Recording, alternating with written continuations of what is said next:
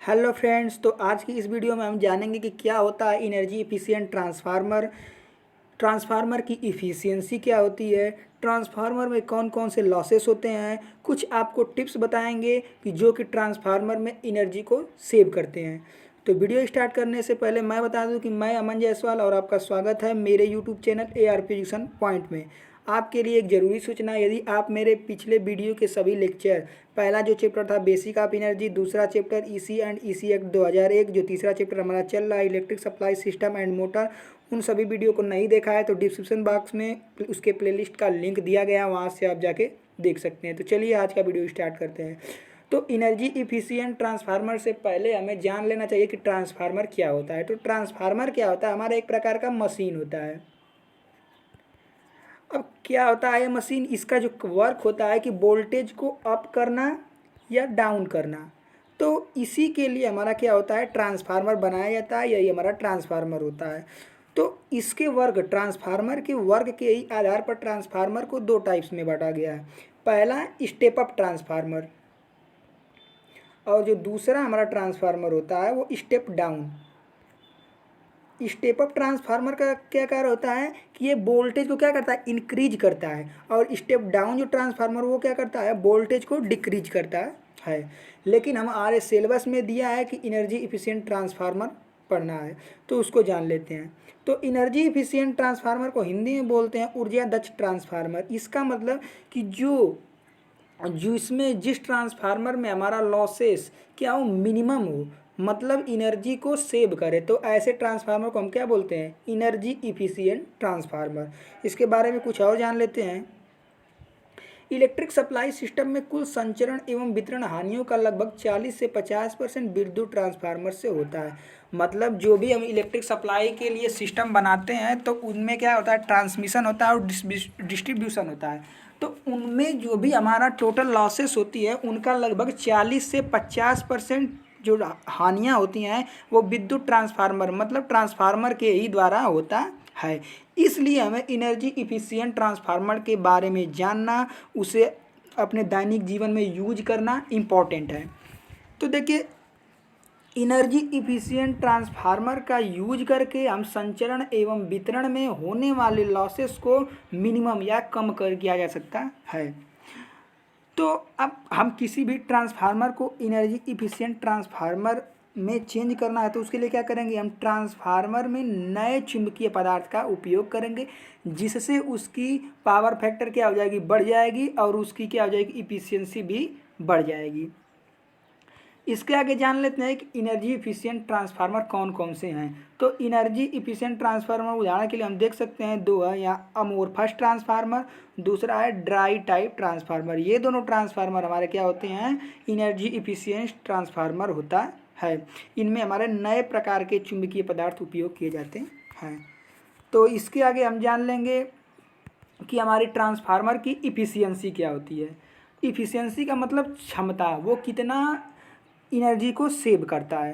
तो देखिए, किसी भी ट्रांसफार्मर की जो हम इफिशियंसी निकालते हैं वो एक निश्चित लोड पर निकालते हैं। तो यहाँ देख सकते हैं लिखा है, किसी निश्चित विद्युत लोड पर ट्रांसफार्मर की इफिशियंसी ट्रांसफार्मर की आउटपुट एनर्जी तथा इनपुट एनर्जी का रेशियो होता है।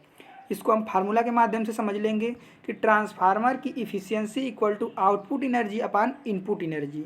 मतलब कि हम जितना इलेक्ट्रिसिटी ट्रांसफार्मर को देते हैं वो डिनोमिनेटर में रहेगा, और जो हमारा आउटपुट मिलता है वो न्यूमरेटर में रहेगा। तो इन्हीं दोनों के रेशियो को हम बोलते हैं इफिशियंसी ऑफ ट्रांसफार्मर। इसको परसेंटेज में जानने के लिए 100 से मल्टीप्लाई कर देंगे, हमारा परसेंटेज में निकल जाएगा। अब देखिए, कोई भी ट्रांसफार्मर जो होता है उसको हम जितना इनपुट देते हैं वो क्या पूरा आउटपुट देता है, नहीं। इसलिए किसी भी ट्रांसफार्मर की इफिशियंसी 100% नहीं होती है। क्यों? क्योंकि कोई भी हमारा आइडियल ट्रांसफार्मर नहीं है।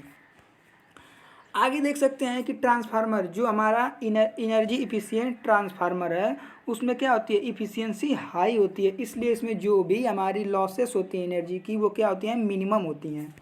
अब देखिए, जब हम जानते हैं कि किसी भी ट्रांसफार्मर में हम जब इनपुट एनर्जी प्रोवाइड करेंगे तो उसमें कुछ ना कुछ लॉसेस ज़रूर होंगी, वो हीट होगा, लाइट होगा, या किसी भी रूप में लॉसेस ज़रूर होंगी। तो हम ट्रांसफार्मर की जो एक्यूरेट इफिशियंसी है वो कैसे निकाल ले सकते हैं। तो इसके लिए क्या करेंगे, हम ट्रांसफार्मर में जो भी होने वाली है हानियाँ, लॉसेस, उनको क्या करेंगे, ज्ञात कर लेंगे और तब हम एक नए फार्मूला के थ्रू क्या करेंगे, ट्रांसफार्मर की इफिशियंसी पता करेंगे। वो क्या है कि output energy upon input energy plus losses. अब हमारी लॉसेस कौन कौन सी होती है ट्रांसफार्मर में, तो लॉसेस होती हैं दो प्रकार की, आयरन लॉसेस, कॉपर लॉसेस। ये हम आगे डिस्कस करेंगे कि ट्रांसफार्मर में कौन कौन सी लॉसेस होती हैं। तो अगला हमारा टॉपिक ये है कि लॉसेस इन ए ट्रांसफार्मर की, मतलब ट्रांसफार्मर में क्या क्या हानियाँ होती हैं। जो भी हम एनर्जी प्रोवाइड करते हैं तो पूरा एनर्जी हमारा आउटपुट नहीं में कन्वर्ट होता है, बल्कि कुछ लॉसेस हो जाती हैं। तो वो लॉसेस कौन सी होती हैं, तो देख सकते हैं यहाँ लिखा है ट्रांसफार्मर क्या है, एक स्टैटिक मशीन है, मतलब स्थिर, ऐसा नहीं है कि आज उठाए यहाँ रख दिए वहाँ रख दिए, एक जगह फिक्स होने वाली मशीन है, जिसके कारण इसमें क्या होता है, वायु तथा घर्षण के कारण कोई भी लॉसेस नहीं होती हैं। अब देखिए ट्रांसफार्मर में जो होती है बेसिकली हमारी दो ही प्रकार की हानियाँ होती हैं। कौन कौन सी हैं वो, पहला है हमारा क्रोड या आयरन लॉसेस, दूसरा है ताम्र हानियाँ जिसे हम कॉपर लॉसेस बोलते हैं। इसके बारे में हम डिटेल नहीं जानेंगे क्योंकि हमारे ये सिलेबस में नहीं है। फिर आगे हमारा है कि tips for energy saving in transformer, मतलब कुछ हमारी ऐसी मेथड्स हैं या कुछ ऐसे टेक्निक्स हैं जिनको हम अपनाएंगे तो हमारा ट्रांसफार्मर में जो भी लॉसेस होगी एनर्जी की वो मिनिमम होगी और हमारा एनर्जी सेव होगा। तो पहला क्या है, ट्रांसफार्मर में लोड को बांटना। कहने का मतलब जब हम देखते हैं गांव में जो भी ट्रांसफार्मर लगा होता है तो उनसे जो निकलने वाले हमारे पोल होते हैं, मतलब वायर के थ्रू जो हमारा फेस आता है वो अलग अलग होता है, अलग अलग मोहल्लों के लिए अलग अलग होता है। आप अगर एक ही पोल पे हमारा सभी लोग लोड दे देंगे तो हमारा ट्रांसफार्मर क्या हो जाएगा, हीट होने लगेगा, वो ट्रांसफार्मर ख़राब हो सकता है। तो इस प्रकार से हमारी एनर्जी की लॉसेस हो सकती है। तो हम क्या करेंगे, ट्रांसफार्मर से का जो लोड आएगा उसको डिस्ट्रीब्यूट कर देंगे, अलग अलग उससे खम्भों से जोड़ देंगे और अलग अलग पोल पर क्या करेंगे, हम लोड देकर ट्रांसफार्मर को बचाए रखेंगे। अगला है ट्रांसफार्मर का समांतर प्रचालन। कहने का मतलब जब हमारा लोड काफ़ी अधिक हो तो हमें एक से अधिक ट्रांसफार्मर लगाने होते हैं, तो उन ट्रांसफार्मर को हम क्या करेंगे, पैरेलल लगाएंगे, समांतर क्रम में लगाएंगे। इस प्रकार से हमारा एनर्जी का सेविंग हो जाएगा। आगे ऊर्जा दक्ष ट्रांसफार्मर का उपयोग करके, हम जानते हैं कि एनर्जी एफिशिएंट जो ट्रांसफार्मर होता है उसमें लॉसेस मिनिमम होती है, तो जब हम उसका उपयोग करेंगे तो जाहिर सी बात है कि हमारी एनर्जी सेविंग होगी। आगे है समय समय पर अनुरक्षण, मतलब उसका टाइम टू टाइम क्या मेंटेनेंस करना ज़रूरी है, तभी हमारा एनर्जी सेव होगा। उसके आगे हमारा अमोर्फस क्रोड का उपयोग करके, उसमें जो हमारी ट्रांसफार्मर के अंदर क्रोड होती है तो वो अमोर्फस क्रोड अगर हम यूज करते हैं तो भी हमारी लॉसेस उसमें मिनिमम होगी और हमारी एनर्जी सेविंग होगी। फिर अगला है ड्राई टाइप ट्रांसफार्मर का यूज करना। हम जो ट्रांसफार्मर यूज करेंगे वो एक एनर्जी इफिशिएंट ट्रांसफार्मर होगा और हम जानते हैं कि ड्राई टाइप ट्रांसफार्मर क्या है, एक एनर्जी इफिशिएंट ट्रांसफार्मर है। फिर आगे है ऑटो ट्रांसफार्मर का उपयोग करना। अब ऑटो ट्रांसफार्मर क्या होता है, जैसे हम कभी कभी हमारा क्या होता है, कहीं कहीं शॉर्ट सर्किट हो जाए तो वहाँ से क्या होता है, हाई वोल्टेज की हमारी लाइट आने लगती है और जब वो हमारा ट्रांसफार्मर पर आएगी तो वो ट्रांसफार्मर उसको रजिस्ट नहीं कर पाएगा, मतलब उसको लो वोल्टेज में कन्वर्ट नहीं कर पाएगा और वो सीधे हमारे क्या, जब हमारे घरों में आएगी पोल के माध्यम से, तारों वायर के माध्यम से, तो हमारे घरों में शॉर्ट सर्किट हो जाते हैं। तो इससे बचने के लिए हम क्या करते हैं, अपने गांव के बाहर या जो भी हम ट्रांसफार्मर लगाते हैं वो ऑटो ट्रांसफार्मर लगाते हैं। ऑटो ट्रांसफार्मर क्या करता है, जब बहुत हाई वोल्टेज की जब हमारी करंट आएगी तो वो क्या हो जाएगा, ऑटोमेटिक कट कर देगा उस लाइट को, आगे वो क्या करेगा, ट्रांसमिट नहीं करेगा, आगे इलेक्ट्रिसिटी नहीं जाएगा। इस प्रकार से हमारी क्या होगी, जो भी आगे हमारे लोगों में घर में जो इक्विपमेंट होंगे वो क्या होंगे, बचे रहेंगे।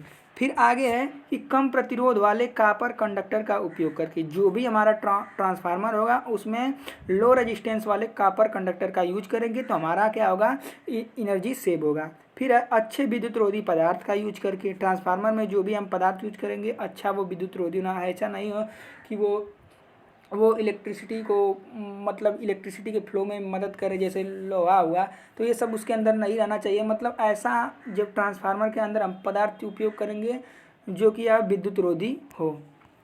फिर आ गया ट्रांसफार्मर में रेटिंग वैल्यू जैसे वोल्टेज, पावर फैक्टर, आवृत्ति पर उपयोग करना। अब देखिए जो भी हमारे ट्रांसफार्मर होती है, जैसे हर एक हमारा जो भी इंस्ट्रूमेंट होता है या कुछ भी होता है तो उस पर क्या होता है, रेटिंग होती है कि इस पर मैक्सिमम लोड इतनी ही आनी चाहिए। तो उसी प्रकार से ट्रांसफार्मर पर भी लोड का रेटिंग दिया जाता है कि इससे अधिक इस पर लोड नहीं आना चाहिए।